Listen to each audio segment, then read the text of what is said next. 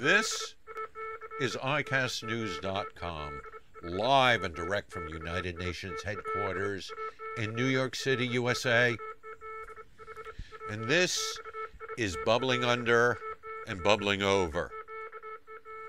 Bubbling under the surface and bubbling over in world attention is North Korea, South Korea, China, and Japan. The Korean Peninsula, the Sea of Japan. The Americans are conducting their annual military exercises with their allies, the South Koreans, while the North Koreans are celebrating the birthday of their founder, Kim Il-sung, with a military parade with all the pomp and circumstance, the weapons, the women, the flags, all the neo-Stalinist monumental show-off braggadocio of the isolated North Hermit Kingdom under Kim Jong-un. Kim Jong-un, celebrating his grandfather's founding of North Korea, has brought out weapons, brought out people, brought out showmanship, and brought out beliefs that the world could be headed towards a confrontation between what has been described as two guys with bad haircuts, Kim Jong-un and President Donald Trump. The display of all this weaponry has joined the world in a contest to see just what does it mean.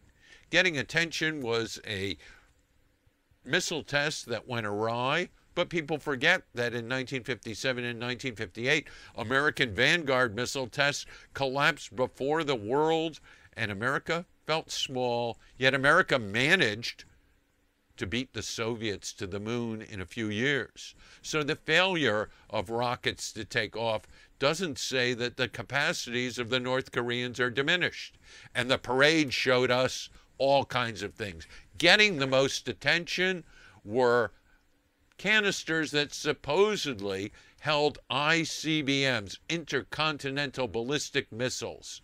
The canisters, we couldn't tell if they were empty or not because they were on tracked vehicles. Tracked vehicles can go anywhere on a dirt road. That's dangerous. But tracked vehicles don't compress down, so you can't see if there's weight of something actually inside those canisters. What really deserved the attention were those white missiles, solid-state missiles that look like early Polaris missiles. Solid-state missiles don't need much preparation to launch because they don't have to be fueled, so they're not picked up by satellites. Solid-state missiles can go from under the water, even though there's only one submarine in the North Korean fleet, and it can be heard by every American submarine because it's noisy. But solid-state missiles have that element that military planners absolutely hate: surprise.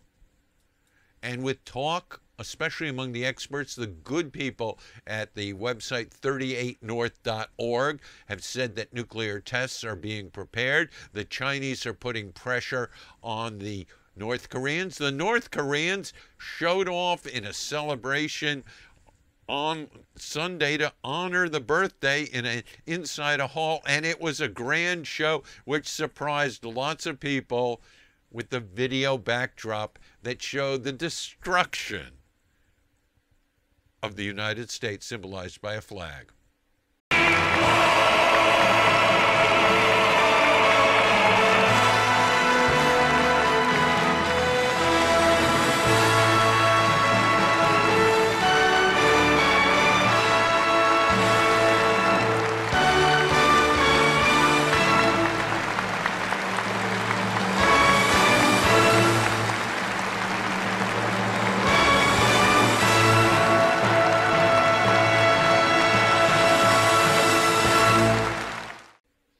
Well, the music was sensational, the showmanship remarkable, the images of destroying the United States. That's not new. We recall that not too long ago, there was a full propaganda piece.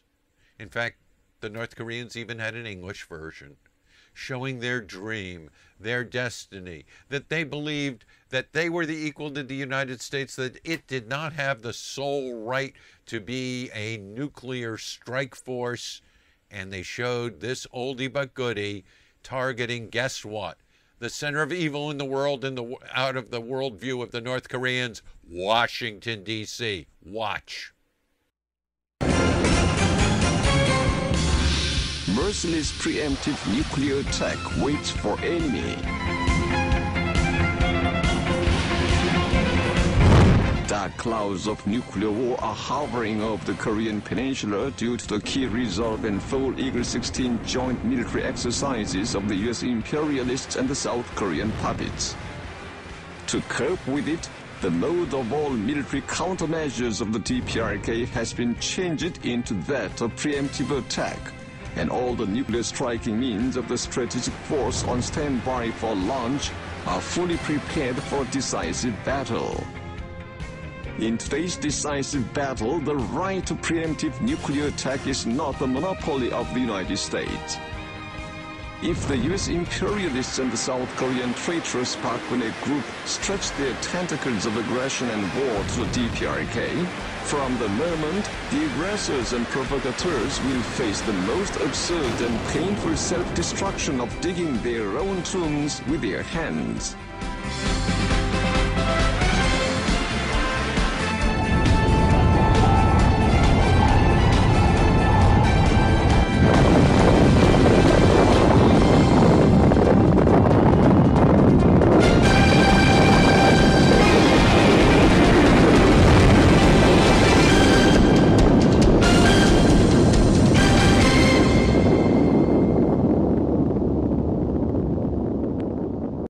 Wow. All you can say is wow. That's what they'd like to do.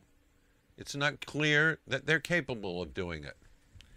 The worry is, of course, that soon the North Koreans will have the capacity, if not to strike the United States and strike Washington, D.C., but to take one of those rockets, put some sarin gas on it, and hit Japan, or hit an American military base on a Japanese island. Or maybe, just maybe, hit Hawaii or hit San Francisco. That's the threat they'd like to make real, or like to implant in American minds. Of course, not many Americans are really seeing this war porn, this armament pornography, this propaganda North Korean style. But they are seeing pictures like these. The massing of troops for the big day in the North Korean calendar, a really red letter day for those good little red Stalinists. And of course, their military. Their military, which is willing, able, and almost eager to strike where? To strike South Korea if the United States does anything. So the tensions in the Korean Peninsula are heightened by U.S. military actions, heightened by the activity on the Day of the Sun, heightened by the unstable, unpredictable, capricious, egocentric leader of North Korea. Some say mirrored by his equivalent, although an elected leader here in the United States, President Donald Trump.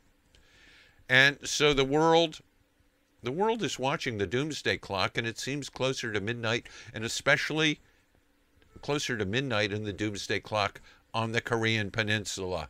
We will continue to watch this in all its dimensions.